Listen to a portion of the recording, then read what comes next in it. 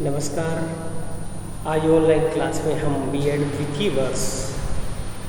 Pedagogy of history के बारे में हम अध्ययन कर रहे हैं और इसमें हमारी जो दूसरी यूनिट लगभग हमारा कोर्स हो चुका है, लेकिन एक दो टॉपिक हमारे महत्वपूर्ण हैं, श्रव्य उपकरण और क्रियाशील उपकरण के बारे में। ये दोनों टॉपिक जैसे ही हमारे कंप्लीट हो जाते हैं तो फिर हमारा लगभग कोर्स आपके परीक्षा की दृष्टि से जो इम्पोर्टेंट का जो कोर्स है वह लगभग पूरा हो चुका होगा। और इसके बाद में मैं आपको एक प्रश्न बैंक भी सेंड करूँगा जो आपके परीक्षा के लिए उपयोगी प्रश्न पत्र है, उसमें बहुत आपकी सहायता करेगी। श्रव्य उपकरण मुख्य रूप से 3 प्रकार के होते हैं: ग्रामोफोन, टेप रिकॉर्डर और रेडियो। ग्रामोफोन के अंतर्गत में हम किसी विशेष काल की घटना का ऑडियो तैयार करके, या किसी तुलसीदास जी है, पृथ्वीराज राशो है, या किसी युद्ध से संबंधित एक ड्रामा टाइप हम उसकी ऑडियो तैयार करके, जैसे झांसी की रानी है की कविता है, या पृथ्वीराज राशो है, बहादुर शाह जफर की गज़ल है, इस प्रकार के कोई रिकॉर्ड के माध्यम से तत्कालीन वातावरण में उसको प्रेजेंट करके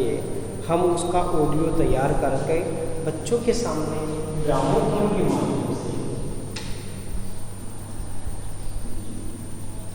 बच्चों के सामने यदि प्रस्तुत किया जाए तो बालक उसको सुनकर बहुत ही गंभीरता से उसको ग्रहण कर सकते हैं। वर्तमान में कबीर के दोहे, तुलसीदास जी की चौपाइयाँ हैं, या सूर और सूरदास जी बिहारी के दोहे हैं।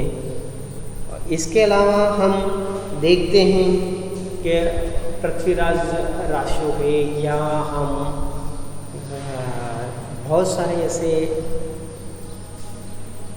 नाटक भी या किसी के ऑडियो हैं, जैसे अभी पृथ्वीराज चौहान पर जो फिल्म बनी है, या यानी ऐतिहासिक फिल्मों का हम ग्रामोफोन के अंदर रिकॉर्ड करके बच्चों के सामने प्रस्तुत करें। या ऐसा कोई संवाद है, जैसे कि मान सिंह और प्रताप के बीच में जो संवाद हुआ है उसका ऑडियो बनाकर महाराणा प्रताप की जो कविता है अरे गासरी रोटी, तो उस कविता का ऑडियो भी तैयार करके ग्रामोफोन के माध्यम से हम बच्चों को सुनाएं तो बहुत ही अच्छा रहेगा। इसके अलावा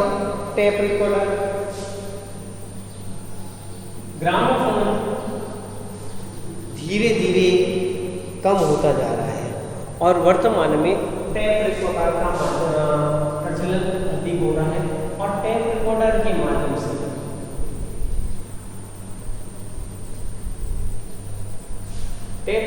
माध्यम से हम किसी घटना, किसी कविता है या नाटक है, उनका गीत है, या किसी पाठ का को ऑडियो तैयार करके हम बच्चों के सामने प्रस्तुत करेंगे तो बच्चे क्या करेंगे, उसका आनंद से सुनकर उसका ज्ञान प्राप्त करेंगे। और उनको जो रोज़ पढ़ाने के जो तरीके हैं पाठ्य पुस्तक से या अन्य तरीके से, तो उसमें उनको नवाचार मिलेगा और नवाचार मिलने के कारण वह क्या करेंगे, उस कार्य में रुचि लेंगे। तो टेप रिकॉर्डर भी हमारे लिए, जैसे उसमें नाटक है, इसके साथ में संवाद है, कोई पाठ का है और कोई गीत है किसी एकांकी के द्वारा, और या हम इसका उपयोग कर सकते हैं। फिर तीसरा है, वर्तमान में ऑनलाइन क्लास होने पर तीसरा और महत्वपूर्ण कार्य रेडियो पर है। वर्तमान में आपको देखा होगा कोविड-19 के कारण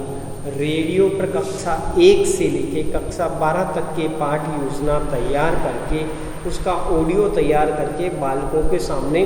समय समय पर प्रस्तुत किए जा रहे हैं। और रेडियो से स्कूल ब्रॉडकास्ट के माध्यम से इतिहास की जो बातें हैं वह अनेक भाषाओं में अलग अलग क्षेत्र की क्षेत्रीय भाषाओं में तैयार करके उनको भेजे जा रहे हैं, जिससे विद्यार्थी उन पाठों का पूर्व ज्ञान और उनका किस प्रकार उपयोग करना चाहिए उसके बारे में जान सकें। इस प्रकार श्रव्य उपकरण मुख्यतः 3 हैं और तीनों ही महत्वपूर्ण हैं, लेकिन ग्रामोफोन वर्तमान समय में प्रचलन से लगभग बाहर हो गया है, क्योंकि ग्रामोफोन एक कैसेट होती है जो ऐसे घूमती है, आपको पता है ग्रामोफोन क्या होता है, लेकिन धीरे धीरे इसका प्रचलन टेप रिकॉर्डर ने ले लिया है और इसके माध्यम से जो पढ़ाई का जो तरीका है इतिहास के लिए बहुत ही महत्वपूर्ण हो गया है। तो इन तीनों माध्यम से श्रव्य उपकरणों के माध्यम से हम अपने